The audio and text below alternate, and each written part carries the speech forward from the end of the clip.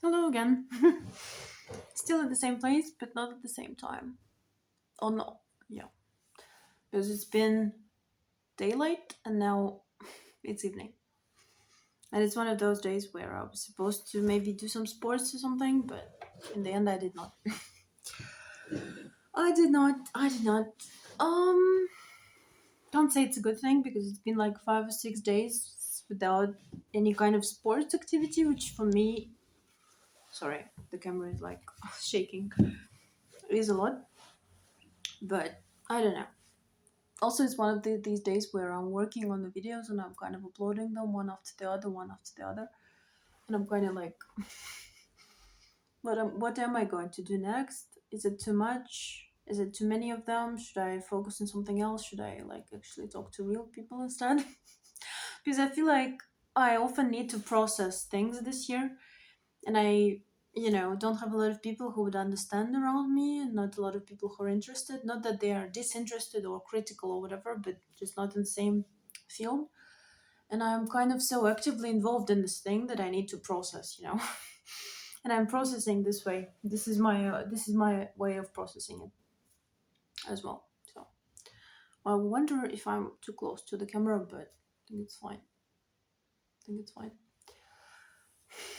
Hopefully you're doing well. You know, it's tough here. It's a tough time. Um, I'm kind of looking at my list of stuff I wanted to talk about because I do have like some more specific things about what you leave out of the manuscript, what happens when you go to the end of the manuscript. What things should you be thinking about when people give you feedback? But the thing is, like, I just maybe wanted to say that most of them will probably not see this, or maybe they will, I don't know. But I'm so grateful to the people who actually read what I write. Not many of them, but I do have a blog and I do have some people who are willing to go with me on this journey. And I'm so grateful to the people who find typos, to the people who correct the syntax and the grammar mistakes, to people who find logical problems. I feel like this is like uh, a more in-depth thing, but I in one of the manuscripts there are quite a few different lines, different storylines, and quite a lot of people operating. And I've moved the structure around so much that actually it's very hard to keep all the people who are supposed to appear in a certain places in the manuscript not appear before, because sometimes I cross check and I cross reference those people. Like there was this example where a friend of the main heroine appeared actually before she was introduced, because in the previous version of the manuscript she was actually introduced before, but then I referenced her and I didn't remove the reference, but I actually introduced her afterwards. So there was a beta reader who actually found that mistake in the new structure, and the same thing happened with the previous one, where yet another beta reader found again someone was referenced before uh, and introduced later on.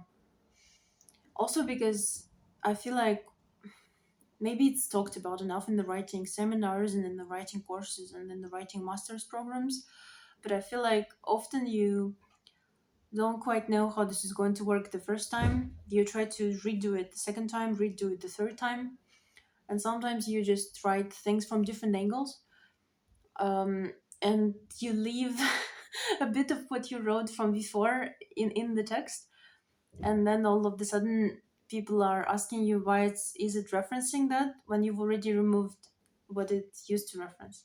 Like uh, I feel like it's not easy to understand what I'm talking about without an example, so I'll give one.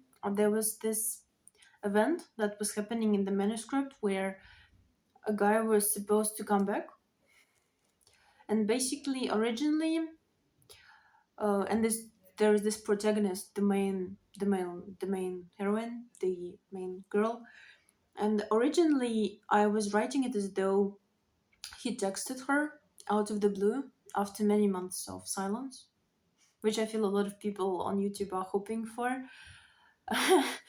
with all of those videos where they want to manifest a specific person, to manifest a text message, to manifest an ex coming back. So it was kind of that type of situation, but in the manuscript. And the guy was supposed to come back, and I wrote it in a way where he sent her a text message after many months of silence. And I actually, this was one of my first, I think, scenes I was writing, or it was in the beginning, definitely, because I was writing not in the correct order.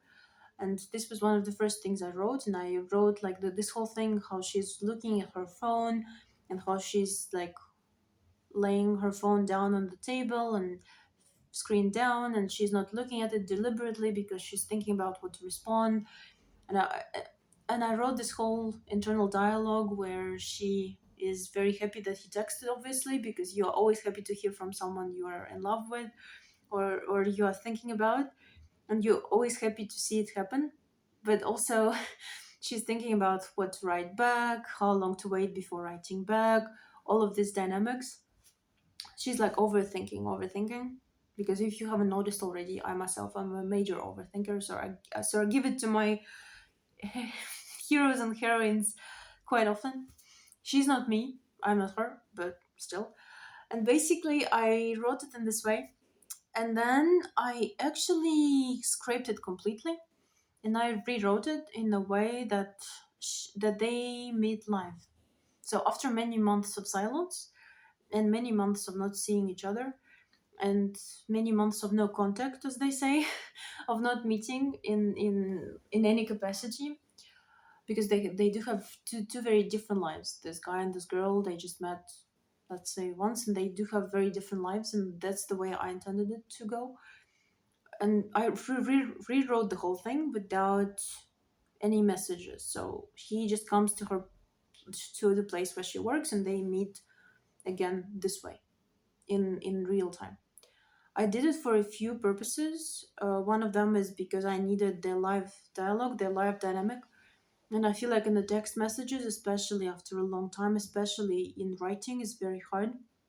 It's harder than live conversation, because in live conversation, as a writer, I feel like you're freer. And I just felt intuitively, this is also a big thing. I just felt that this was the right way to go. This was the right choice.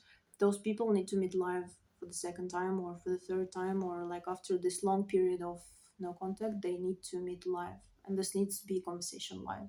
This doesn't work as a text conversation. This doesn't work as a messages exchange. And I rewrote it in a way that he comes to her workplace and they meet there. And this was actually easier also to write, because also intuitively I feel like you often know that whenever are impasse at an impasse, at a place where you can't see a way forward, often you took it either from the wrong angle, or you just wrote something that doesn't work in a narrative sense, or it doesn't work for the other heroes around it, or it just doesn't work for driving the story forward. And basically, I scraped the whole thing about the text message. I rewrote down meeting live. Then their next meeting is also live, and then the story unfolds. And the thing is, apparently, I did not remove some of the references for his text messages from the earlier text. So basically, there was some mention of his text message, or some mention of his like phone number or his avatar or something, where there was not supposed to be, and there was some mention of her thinking about the text message and her thinking about him texting, where actually he didn't text because I scraped everything. And I feel like I'm now talking and thinking um it's a very typical thing, maybe. It's even trivial, that you just need an editor, and you just need like an editing eye for these things, because very often when you edit something and when you give something to people for better reading, they find very silly stuff in your manuscript, such as this. But also they find, for example, that the seasons of the year, for example, it was autumn first, and then all of the sudden you reference summer in the next chapters. Even though, like, I know it sounds crazy, because how could you not pay attention to the fact that you have like summer in one of them and autumn in another, without any spring? But sometimes I assure you, when you have enough text and you have enough storylines and you are thinking about other stuff, it happens. Or the dates don't work, or like the references for the age don't work. Another example, actually, I kind of worried about that in one of my earlier kind of works that is not published, and I don't think will ever be. But it was my first kind of long thing that I finished. I originally intended it for the guy who is the main protagonist to be younger. So basically, I intended for him to be like 11 years old, maybe 12 years old, and adolescent, but like the beginning of adolescence. So he's quite silly. He's not very. He doesn't have a lot of sexual fantasies. He's in the very very beginning of adolescence, and he is still a child in a lot of ways, and he thinks and reasons like a child. I feel like when I'm speaking those those words, and at 11 years old, it's like immediately Harry Potter, but it's not that at all. So the guy was the main guy was like 11, 12 years old, and he was a child. He was very very much a child in many ways. And then he goes to that competition, and yeah, so the story unfolds from there. But then in later versions of the manuscript, I actually, him and his best friend, I aged them a bit, so they are both, I think, 16 in the actual finished version of the manuscript. I think they are both 15, 16 years old, which is right before the age they go to university or to college, or, like, basically they're both 15, 16. And I worried a lot that their way of speaking and their way of joking and their way of looking at girls and their behavior is kind of not really corresponding to the 15, 16 age, because I originally intended it as 11, 12. And there is quite a big difference between a boy of 11, 12 and the guy of 15, 16. Like, honestly, 15, 16 could be already, alcohol, sex, smoking, a lot of stuff, like a lot of heavier stuff as well. But 11, 12 is still kind of innocent in that way a lot of the time. And I worried that their silliness and their kind of their moods and their lightness would be mistaken for childishness in the way that they haven't grown up properly, and all those adolescent problems are not reflected correctly. So this is another thing which I was frankly paranoid about, because I thought a lot about the age, and I thought a lot about the fact that I haven't represented the age in the correct way, because I aged them. And I needed to age them because for the story they needed to go to university afterwards, actually. And they couldn't be 11, 12 because, like, for the story unfolding um they needed to be older. But yeah, uh, coming back to my original thing, I'm very grateful for the people who read the text, who are very attentive, who are actually noticing the tiny details, and who are reacting to the people I'm writing with as I'm writing about, as though they are real people, and who are also emotionally connecting to the stories I'm telling, and who are kind of getting into the details really and really appreciating, what I'm trying to create. Because it's very, you know, this could have been another video, but I think I will just say it in this one. When you write a blog, when you have a blog and you have a relationship with your readers, this is one thing. On any platform, it could be Substack, it could be Instagram, it could be. Sorry, I'm tired. I'm tired. Sorry. It could be any platform, any type of blogging, long form, short form, newsletter, anything. You have a relationship with your readers, but they only write you comments and they comment on your stuff, and they write their opinions and they write what they think, and you connect to those people, and you learn about their life and their outlook on the world, and the way they reason and the way they think. But the relationship with the better reader, the relationship with the person who actually reads what you write, the dialogue you have with them, the one to one, is not the same. I was kind of surprised actually, because I was reading the comments to my blog for years at that point. I didn't have, thousands of them or nothing like that, but I did have some comments and I was reading them for quite a long time, and I felt like I knew people who read me. Well, some of them who I kept seeing in a repeated way. Sorry, it's like 15, so I have to wrap it up. Once again, trying to bring the shoulders down, down. Well, one of those days I will have like a like a normal face shape and like a, yeah. Anyway, so the relationship with the person reading your manuscript and your dialogue and their feedback, and it's more personal. It's much deeper, and you really feel like it really feels like an equal exchange. Actually, it really feels like much more of an equal exchange than anything that could be just comments. I do like comments. I do like reading comments. I do like people's opinions. I do like it.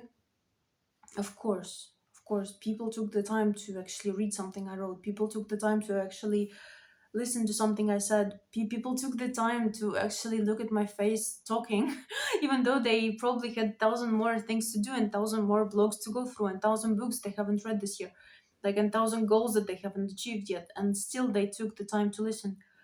But comments is one thing, and comments you always feel like on you're kind of on some sort of imaginary stage, like this fucking stage that is really like doesn't exist, but you feel like you're on this kind of imaginary podium and people are like commenting and like saying stuff to you. But whenever someone is reading your manuscript and like writing a review or something for your manuscript, it feels like a personal relationship. It feels like you were alone together. You kind of were writing and they were reading and you were kind of with each other, and you're exchanging in a much more deep way, and you're exchanging real stuff, and you're getting like something out of it and they're getting something out of it. So that's why I'm also grateful for the people who actually read, you know, who actually agreed, first of all, without any money to read it, and second of all, who actually read it. And hopefully, the day I finish the English language manuscript, I will find yet more people with whom I can have that relationship. Because this is very precious to me. This is very important.